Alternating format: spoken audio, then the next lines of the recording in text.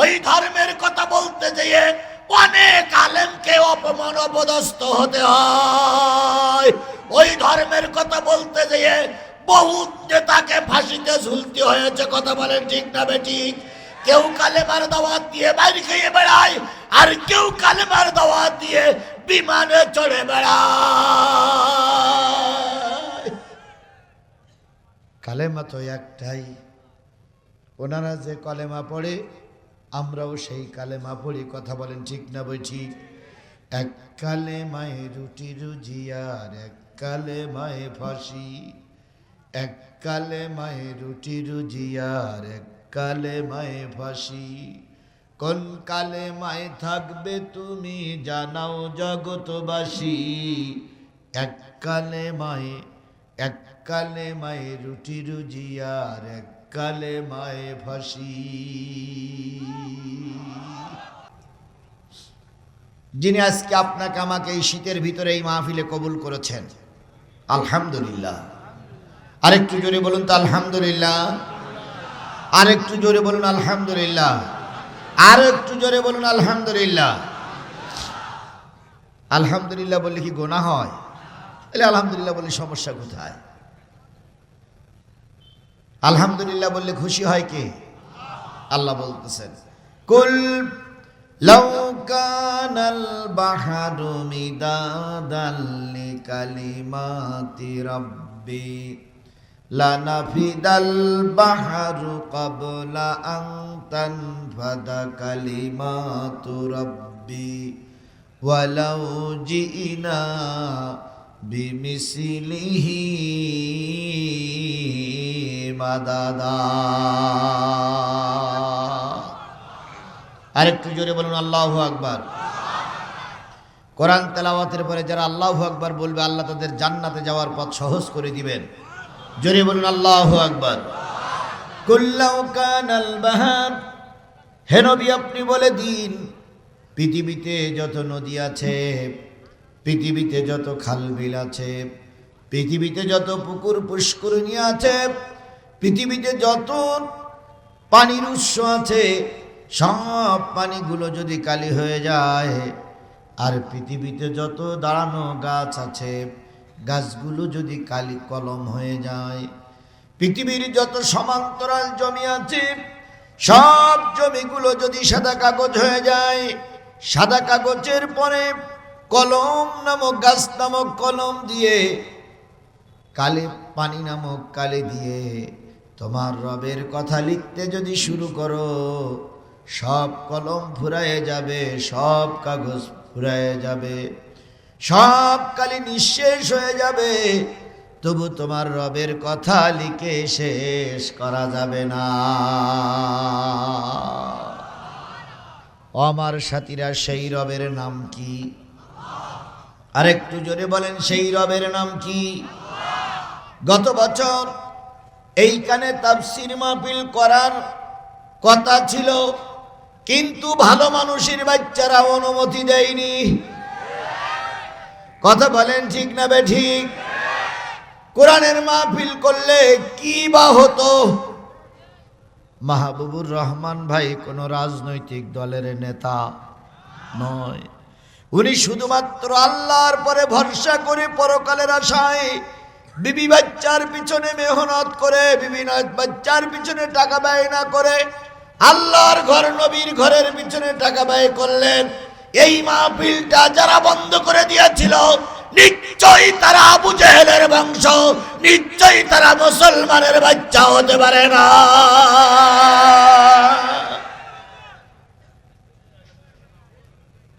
কথা বলেন ঠিক না বেঠিক? এরকম শুধু তাফসীর মাহফিল বন্ধ হয়নি, গোটা দেশে আলেম ওলামাদের পরে নির্মম নির্যাতন চলেছে। কওমি মাদ্রাসা বলেন, আলিয়া মাদ্রাসা বলেন, হাফিজি মাদ্রাসা বলেন, প্রায় সব জায়গায় তাফসীর মাহফিলগুলো বন্ধ করে দেওয়া হয়েছিল। কথা বলেন ঠিক না বেঠিক? সেই পরিবেশ থেকে বের করে এনে আজকে খোলা ময়দানে হাজারো মানুষের উপস্থিতিতে কিসের মাহফিল হচ্ছে? জোরে বলেন, কিসের মাহফিল হচ্ছে? তাহলে এই পরিবেশ কে তৈরি করে দিলেন? আরেকটু জোরে বলেন, এই পরিবেশ কে তৈরি করে দিলেন? এই পরিবেশটা অনেক মুসলমানের সহ্য হচ্ছে না। তার প্রমাণ হলো আজকের কোরআনের মাহফিল এত কষ্ট করে এত পরিশ্রম করে হলো, আর কিছু লোক এখনো বাদাম খাবার নামে বাজারে ঘুরঘুর করে ঘুরে বেড়ায়। মাহফিলের পর একটা সুসংবাদও আছে, শুনেছেন সেটা? শেষ বক্তা আছে। শেষ বক্তা কি বলেন তো? আরে তাবারুক। হ্যাঁ, তাবারুক। এটা হইলে শেষ বক্তা। আমার মোনাজাতের আগে 20টা ছেলে দিয়ে ওই রাস্তায় ব্যারিকেড করব। যারা ওয়াজ শুনেছে তারাই তাবারুক পাবে, যারা ওই বাজারে আছে দৌড় মেরে আসলেও আসতে দেব না। হাজলামি করো, তাই না? যেই রব্বানা জলামনা বলবে সেই কাপড় খুলে পারবে দূর। তাবারুক দেশে রে বাবা। এটা হলো তাফসিরুল কোরআন মাহফিল ও ইসালে সব। কথা বলেন ঠিক না বে ঠিক? ইসালে সব মানে কি? না, তো ইসালে সব মানে তাবারুক না। ইসালে সব মানে হচ্ছে সব পৌঁছানো, নেকি পৌঁছানো। সেই নেকি পৌঁছানোর অনুষ্ঠানে কিছু তাবারুক দেওয়া হয়। এখন আমরা এখানে যারা আসছি কোরআন শরীফ শুনতেছি, নেকি হচ্ছে কি হচ্ছে না? কোরআন শরীফ বলতেছি, নেকি হচ্ছে কি হচ্ছে না? সুবহানাল্লাহ আলহামদুলিল্লাহ বলতেছি, নেকি হচ্ছে কি হচ্ছে না? তাহলে যারা বাজারে ঘুরে বেড়াচ্ছে ওদের তো নেকি হচ্ছে না, তাহলে ওরা পৌঁছাবে কি? তাহলে ওরা নেকি পৌঁছাতে পারল না, তাবারুক পাইল না। সুতরাং আমি আপনাদের কাছে অনুরোধ করব, ভাই দয়া করে তাবারুক তো হবেই, সেই সঙ্গে নেকি পৌঁছানোর জন্য একটু কোরআনের মাহফিলে সময় দেই। আল্লাহ সবাইকে কোরআনের মাহফিলে কবুল করুক। সকলে মিলে বলুন আমিন। আর জোরে বলেন আমিন। তাহলে কি আপনাকে আমাকে এখানে কবুল করেছেন? সেই আল্লাহর দরবারে আবারও শুকরিয়া আদায় করছি, আলহামদুলিল্লাহ। সর্বকালের সর্বশ্রেষ্ঠ মহামানব, আমার আপনার প্রিয় নেতা, যিনি ইহকালের বন্ধু পরকালের কাণ্ডারি, জনাবে মুহাম্মদুর রাসূলুল্লাহ সাল্লাল্লাহু আলাইহি সাল্লামের দরবারে লক্ষ কোটি দুরূদ আর সালাম। কারোর জবান বন্ধ থাকবে না, সবাই মিলে বলছি সাল্লাল্লাহু আলাইহি ওয়াসাল্লাম। বন্ধুগণ, বলুন তো, নবীর সেই ভালো মানুষ সমাজে কেউ ছিল? এখন বর্তমান কেউ আছে? কিয়ামত পর্যন্ত যদি নবীর চাইতে ভালো মানুষ তালাশ করা হয়, খুঁজে পাবে? খুঁজে পাওয়া যাবে? অথচ সেই মানুষটা দিন প্রচারের জন্য মায়ের খেয়েছে না খায়নি, দেশ ছেড়েছে না ছাড়িনি, রক্ত দিয়েছে না দেয়নি, অপমানিত হয়েছে না হয়নি। তাহলে তুমি আর আমি যদি কালেমার দাওয়াত দেই, হয়তো ওরকম না হলেও কিছুটা হতে পারে। আর যদি মোটে না হয়, তাহলে বুঝতে হবে নবীর কালেমার দাওয়াত আর তোমার আমার কালেমার দাওয়াত এক হচ্ছে না। নবী সাহাবীগণ কালেমার দাওয়াত দিল, মাইর খেল। নবী সাহাবী আজমাইনগণ কালেমার দাওয়াত দিলে দেড় সাল। নবী সাহাবীগণ কালেমার দাওয়াত দিয়ে ঘর ছাড়া হলো। আর তুমি আর আমি কালেমার দাওয়াত দিয়ে এমন খাওয়া খাই, 10 বছর আগে ছিল 70 কেজি, 10 বছর পরে হয়েছে 140 কেজি। এত খাওয়া খাইস।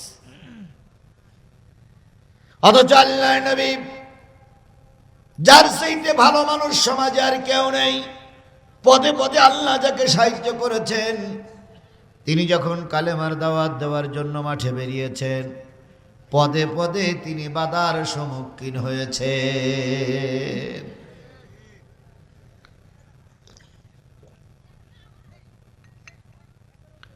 তোমার আর আমার জন্মের পরের থেকে কিছু খারাপ চরিত্র থাকে।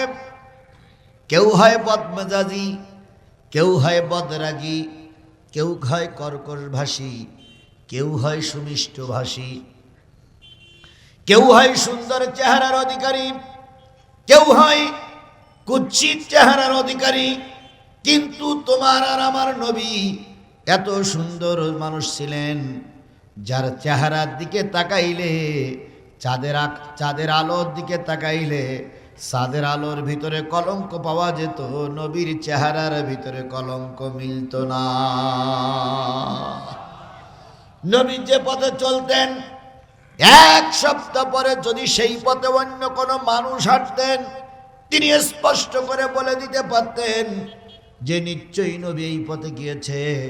কারণ নবী আজকে চললে পরে এক সপ্তাহ পরে ওই পথে যদি কোনো মানুষ যেতেন, তাহলে নবীর আগমনের কারণে পথটা যে সুগন্ধময় হয়ে থাকতো, এক সপ্তাহ পরেও মানুষ গিলে বুঝতে পারত এই পথে বিশ্ব নবী চলে গেছে। নবীজি যখন থুতু ফেলতেন, থুতুগুলো সাহাবী আজমাইনগণ নিজের গায়ে লাগাই নিতেন। থুতুগুলো কোনো বোতল কিংবা শিশির ভিতরে ভরে রাখতেন। যখন কোনো আত্মীয়র বাড়িতে চলে যেতেন, নবীজির মোবারকময় থুতু গায়ে লাগাতেন, ওটাই আতর এবং গোলাপের কাজ হয়ে যেত। এত সুন্দর মানুষ, এত সুন্দর নবীকেও রক্ত দেওয়া লেগেছে শুধুমাত্র কিসের কথা বলার অপরাধে? আরো জোরে বলেন, কিসের কথা বলার অপরাধে? এই মুসলমান, আর একটু জোরে বলুন তো, কিসের কথা বলার অপরাধে? কোরআনের কথা বলার অপরাধে নবীকে 1.5 হয়েছে, মারিকাতি হয়েছে। কথা বলেন ঠিক না বেঠিক? দিনের পরে দিন নবীরে না খেয়ে থাকতে হয়েছে। আল্লাহর নবী মক্কায় ধর্ম প্রচার করছে, দিনের বেলায় বাহির হতে পারতেন না রে ভাই। রাতের বেলায় একা একা চোরের মতন ঘুরে ঘুরে বেড়ানো লেগেছে।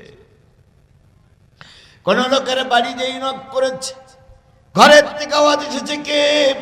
আব্দুল্লাহর বেটা মোহাম্মদ। কেউ বা দরজা খুলেছে, কেউ বা দরজা খুলে দেয় নাই, কেউ বা দরজা খুলে দেখেছে মোহাম্মদ দাঁড়িয়ে আছে। এমন জোরে ধাক্কা দিয়েছে, নবী ভুট হয়ে পড়ে গেছে। নবীর নাক ফেটে গেছে, কান ফেটে গেছে, মাথা ফেটে গেছে। রক্তমাখা শরীর নিয়ে রক্তগুলো চেপে ধরে খাদিজার বাড়ির সামনে এসে ডেকেছে, খাদিজা দরজা খুলে দাও, তোমার জাতি আমাকে উপহার না দিয়ে তোমার জাতি আমাকে রক্তাক্ত করেছে। ও আমার জাতি, আজও দেখা যায় ওই ধর্মের কথা বলতে যেয়ে অনেক আলেমকে অপমান অপদস্থ হতে হয়। ওই ধর্মের কথা বলতে যেয়ে বহু নেতাকে ফাঁসিতে ঝুলতে হয়েছে। কথা বলেন ঠিক না বেঠিক? কেউ কালেমার দাওয়াত দিয়ে বাইরে খেয়ে বেড়ায়, আর কেউ কালেমার দাওয়াত দিয়ে বিমানে চড়ে বেড়ায়।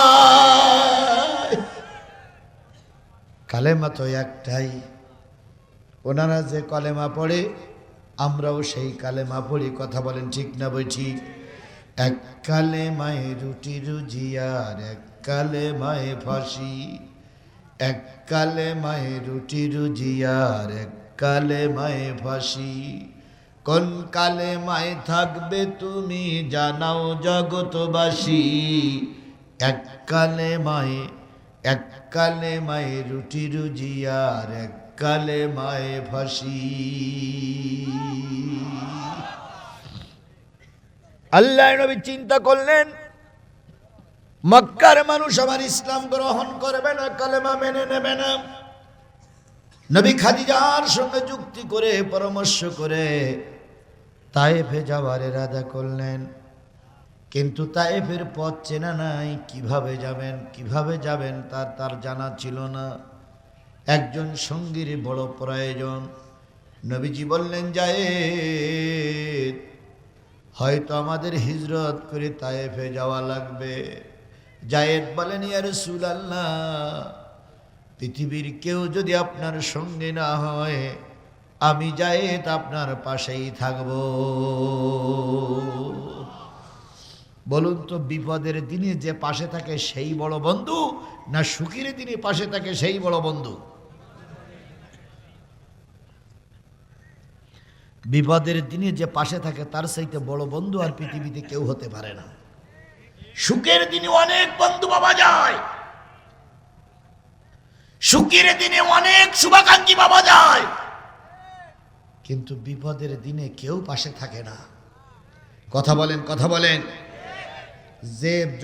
যে বগুড়ায় আমরা প্রোগ্রাম করছি, এই বগুড়ায় জিয়াউর রহমানের বাড়ি।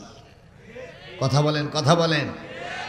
এই তারেক জিয়ার অনেক বন্ধু ছিল, খালেদা জিয়ার অনেক শুভাকাঙ্ক্ষী ছিল, কিন্তু বিগত 15.5 বছর অনেকেই তার থেকে দূরে সরে গিয়েছিল। আবার এখন একটু বাতাস ঘুরতে শুরু করেছে। যে বন্ধুগুলো ঘর থেকে আত্মগোপন করেছিল তারাই মুখ বের করে বলতেছে, বন্ধু আমি বলো আসি বন্ধু। বাংলাদেশ জামাত ইসলাম 15.5 বছর মারি খেয়েছে। কথা বলেন ঠিক না ঠিক? অনেক নেতা কর্মীরা গা ঢাকা দিয়েছিল, এখন যেই দেখতেছে জামাত ইসলাম চারিদিক থেকে মাথা উঁচু করে দাঁড়িয়েছে, যেই ব্যক্তি কলা বাগানে থাকতো তিনি কলার পাতার ভিতর থেকে বলতেছে, হু হু বন্ধু আমি বলো আসি।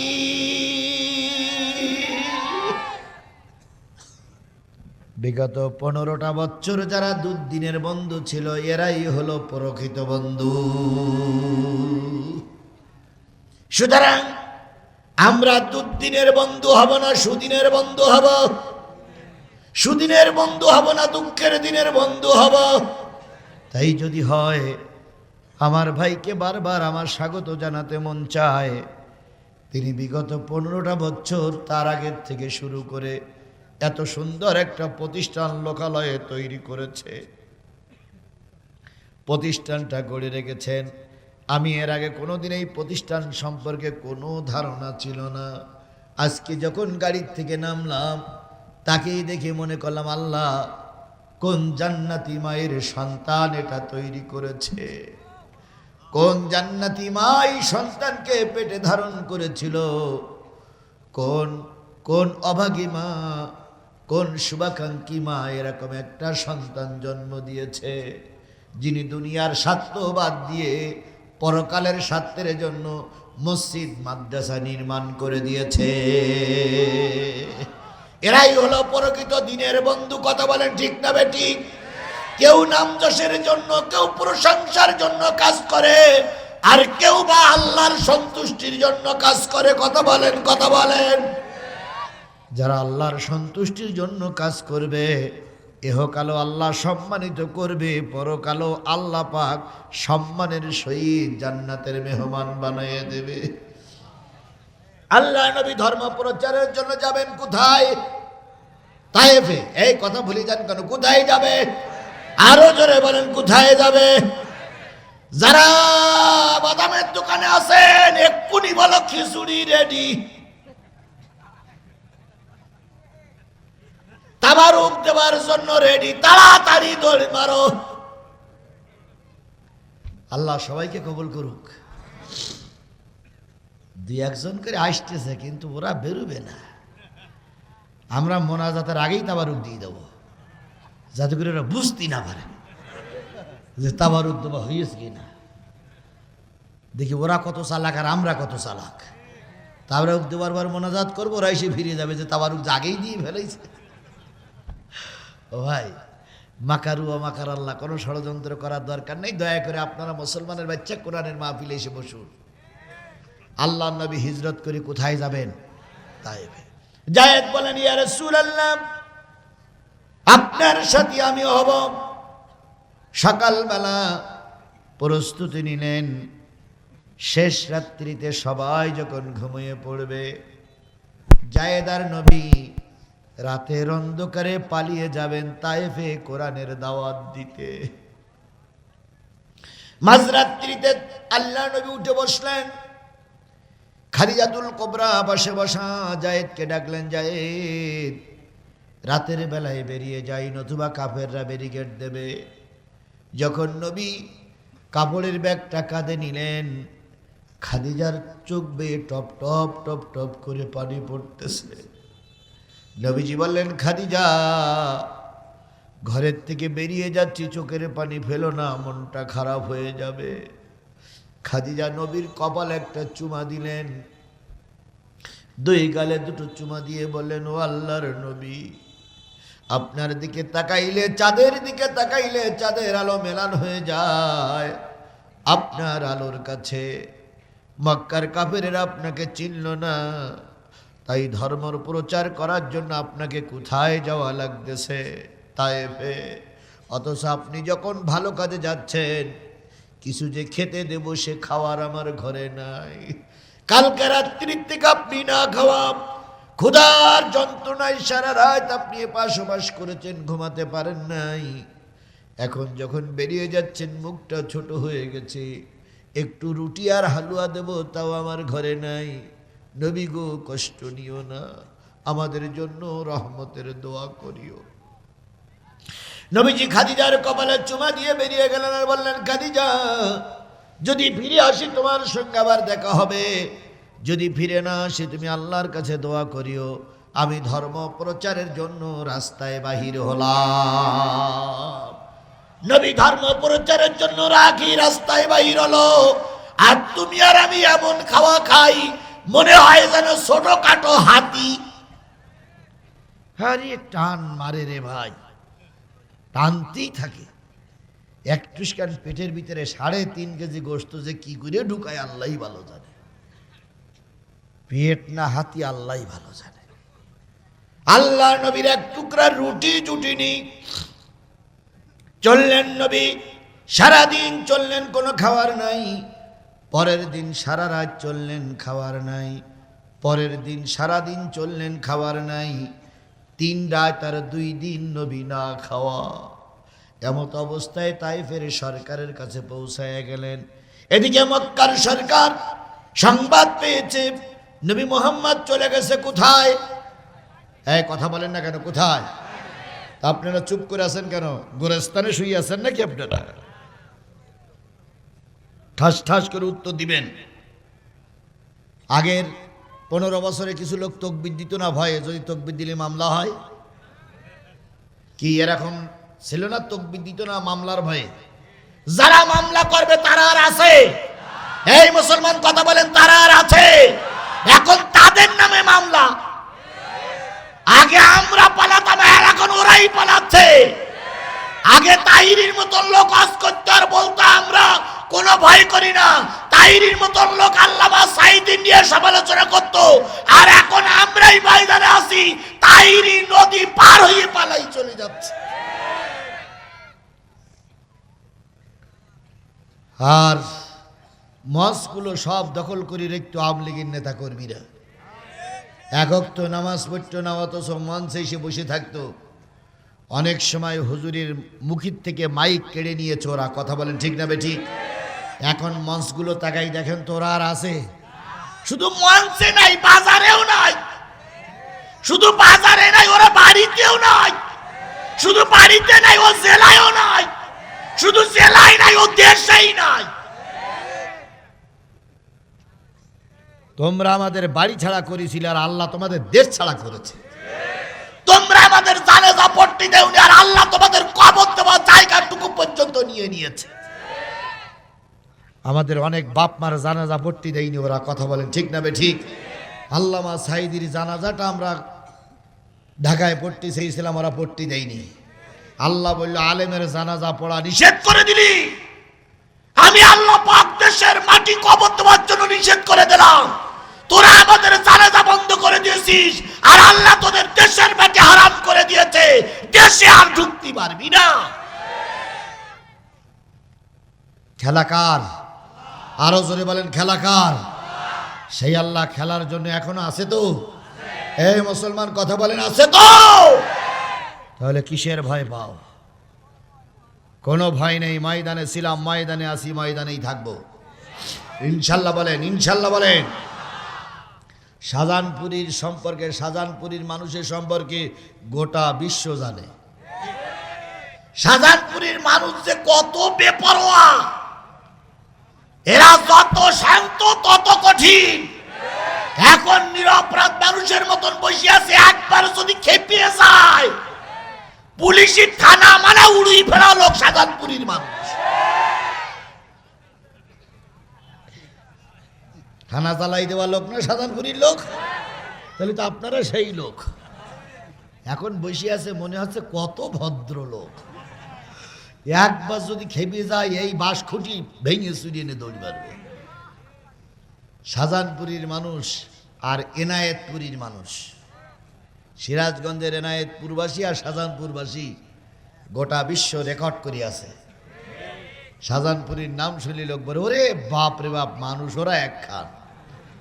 আর এনায়েতপুরীর নাম শুনলে কয় মানুষ এক খান ওরা। আর যদি শুনে সে সাতক্ষীরা, তাহলে বসে থাকলে 3.5 হাত লাভাই ওঠে। ওরে বাপ রে বাপ, সাতক্ষীরার হুজুর।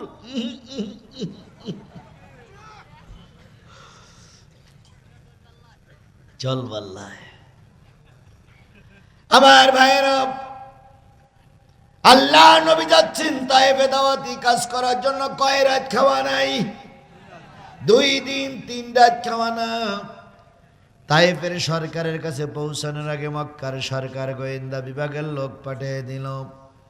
তায়েফের সরকারের কাছে চিঠি লিখল, আমার দেশের একজন পথভ্রষ্ট মানুষ, আমার দেশের একজন ভ্রান্ত প্রতীক মানুষ, ভ্রান্ত পথের মানুষ তোমার দেশে যাচ্ছে, খবরদার যেন জায়গা দিও না, জায়গা দিলে কিন্তু তোমার দেশের পরে আক্রমণ করা হবে। তায়েফের সরকার মোহাম্মদকে পেয়ে বললেন, আপনি কে? আনা মুহাম্মদ রাসূলুল্লাহ সাল্লাল্লাহু আলাইহি ওয়াসাল্লাম। কে তোমাকে পাঠিয়েছে? কয় আল্লাহ। আমাদের দেশে কেন? কয় কালেমার দাওয়াত দিতে এসেছি। তায়েফের সরকার একটু মুচকি হেসে দিয়ে ক্রিটিসাইজ করে অহংকার সুরে বলল, আল্লাহ বুঝি নবী বানানোর জন্য তোমার চাইতে ভালো মানুষ আর খুঁজে পাইনি। তুমি জানো না লেখাপড়া, যাওনি স্কুল কলেজে, ভালো কোনো বংশীয় ঘরের লোক নয়, তোমাকে কেন আল্লাহ নবুয়ত দিল? আল্লাহর নবী কথাটা শোনার পরে মাথা নিচু করলে থাকলেন, কিন্তু নবী ভেঙে পড়লেন না। কারণ নবীর শত্রু যারা, তাদের মুখ দিয়ে এরকম কথা আসতেই পারে। আপনাদের এই শাহজাহানপুরী মাহফিল হচ্ছিল, সেটা ছিল বিশ্ব রোডের ওই পাশে। নেতা মঞ্চে না উঠে থানায় যেয়ে ফোন দিল। থানা আমার কাছে ফোন দিল, হুজুর না নেমে গেলে বোম পড়বে। তাহলে কত বড় বীর পুরুষ ময়দানে লড়াই না করে পুলিশই দিয়ে মাহফিল ভেঙে দিয়েছিল। সেদিনে লক্ষ জনতা দোয়া করেছিলাম, আল্লাহ বিচারটা তোমার কাছে দিলাম। বিচার এখন চলছে, শাহজাহানপুরের মানুষ তাফসীর করছে, নেতা এলাকা ছেড়ে চলে গেছে।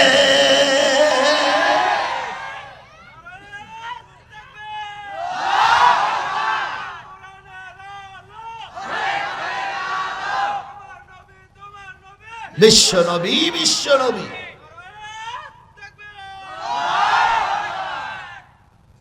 এক শনিবারে মাঠ যায় না ভাই, শনিবার যা আবার আসবে ওটা তো জানা ছিল না।